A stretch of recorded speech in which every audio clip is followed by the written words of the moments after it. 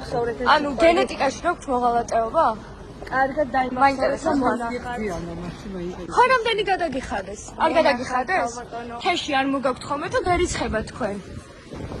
ვის გადახდაზე ლაპარაკობ თქვენ მოღალატე? ვის უხდიან? თქვენ არ გიხდიან? თუ თქვენ უფრო ქეშად იღებთ ხოლმე და არ ითვლება. მოღალატე.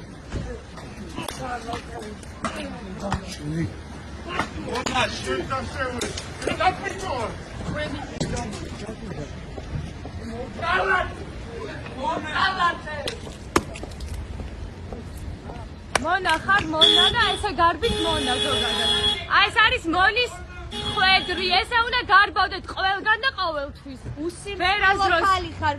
ვერაზროს ვერ მიაღწევთ იმას და თავისუფლად დადიოდეს თქვენაირი მონა. გასაგებია? იმედია კარგად გაიგეთ.